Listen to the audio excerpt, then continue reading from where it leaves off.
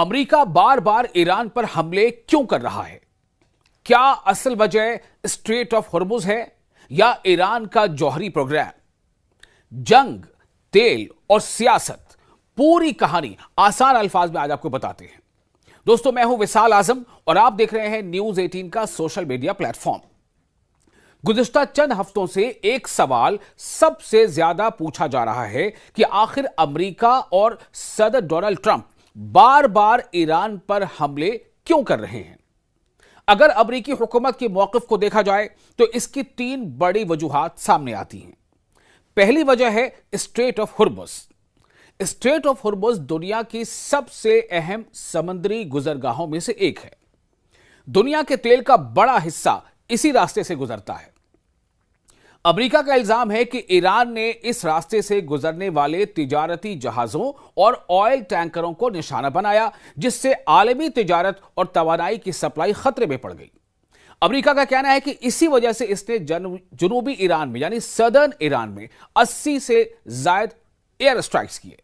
ان حملوں میں فضائی دفاعی نظام یعنی ایئر ڈیفنس سسٹم، ساحلی radar, anti ship missile, command and control مراکز اور پاسداران انقلاب یعنی IRGC سے وابستہ تیز رفتار کشتیوں کو نشانہ بنایا گیا تاکہ ایران کی اسٹریٹ آف ہرمز پر اثر انداز ہونے کی صلاحیت کو کم کیا جا سکے۔ یہ امریکہ کے حملے کی ایک بڑی وجہ ہے۔ دوسری وجہ ہے ایران کا جوہری programme. US president Donald Trump بار بار یہ کہتے رہے ہیں کہ ایران کو کبھی بھی جوہری ہتھیار یعنی نیوکلیر ہتھیار حاصل نہیں کرنے دیے جائیں گے۔ اگرچہ حالیہ کارروائیوں کی فوری وجہ اسٹریٹ آف ہرمز میں پیش آنے والے واقعات بتائے جا رہے ہیں، لیکن ڈونلڈ ٹرمپ مسلسل ایران کے جوہری پروگرام کو بھی اپنی پالیسی کی بنیادی وجہ قرار دے رہے ہیں۔ تیسری وجہ کیا ہے؟ تیسری وجہ ہے امریکہ کی حکمت عملی۔ دراصل سابق امریکی انٹیلیجنس افسر اور سیکیورٹی تجزیہ کار اسکاٹ یوہلنگر کے مطابق امریکہ صرف جوابی کارروائی نہیں کر رہا بلکہ وہ ایران کا سب سے بڑا دباؤ کا ذریعہ بھی ختم کرنا چاہتا ہے۔ ان کے مطابق واشنگٹن کی کوشش ہے کہ ایران اسٹریٹ آف ہرمز میں جہازوں کی آمد و رفت پر اپنا اثر و رسوخ کھو دے۔ اسی لیے حملوں میں ساحلی رڈار، میزائل لانچرز، بحری کنٹرول مراکز اور تیز رفتار کشتیوں کو خاص طور پر نشانہ بنایا جا رہا ہے۔ بحری کنٹرول مراکز مطلب جو نیوی کا جو کنٹرول ڈپارٹمنٹ ہے، اس سینٹر کو نشانہ بنایا جا رہا ہے۔ جو تجزیہ کار ہیں، جو کمنٹیٹرز ہیں، ان کے مطابق امریکہ یہ پیغام دینا چاہتا ہے کہ اگر ایران دوبارہ مفاہمتی معاہدے پر عمل کرے یعنی MOU پر عمل کرے تو کشیدگی کم ہو سکتی ہے، لیکن اس پوری حکمت عملی پر امریکہ کے اندر بھی اختلاف پایا جاتا ہے۔ امریکہ کے صدر ڈونلڈ ٹرمپ کی سابق اتحادی اور ریپبلکن رہنما مارجوری ٹیلر گرین نے سخت تنقید کرتے ہوئے کہا ہے کہ پہلے کہا گیا کہ حملوں کی وجہ اسٹریٹ آف ہرمز ہے، لیکن بعد میں بار بار ایران کے جوہری پروگرام کو جواز بنایا جانے لگا۔ ان کا کہنا ہے کہ یہ صورتحال انہیں 2003 میں عراق جنگ سے پہلے دی جانے والی ان وجوہات کی یاد دلاتی ہیں جب بڑے پیمانے پر تباہی پھیلانے والے ہتھیاروں کا دعویٰ کیا گیا تھا۔ یاد ہے نا؟ WMD یعنی ویپنز آف میس ڈسٹرکشن۔ لیکن ہوا کیا تھا؟ بعد میں ایسے ہتھیار نہیں ملے۔ گرین کے مطابق انہیں خدشہ ہے کہ کہیں مشرق وسطی میں ایک اور طویل تنازع جنم نہ لے لے۔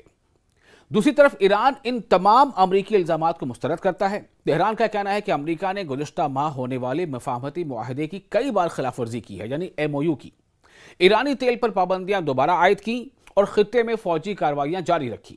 ایران کا موقف ہے کہ اس کی حالیہ کارروائیاں امریکی حملوں کا جواب ہیں۔ ان تمام واقعات کا اثر صرف میدان جنگ تک محدود نہیں رہا۔ امریکی حملوں کے بعد عالمی منڈی میں تیل کی قیمتوں میں اضافہ دیکھا گیا، کیونکہ سرمایہ کاروں کو خدشہ ہے کہ اگر اسٹریٹ آف ہرمز میں کشیدگی جاری رہی تو تیل کی سپلائی متاثر ہو سکتی ہے۔ اس کے ساتھ ہی عالمی اسٹاک مارکیٹوں پر بھی دباؤ بڑھا ہے۔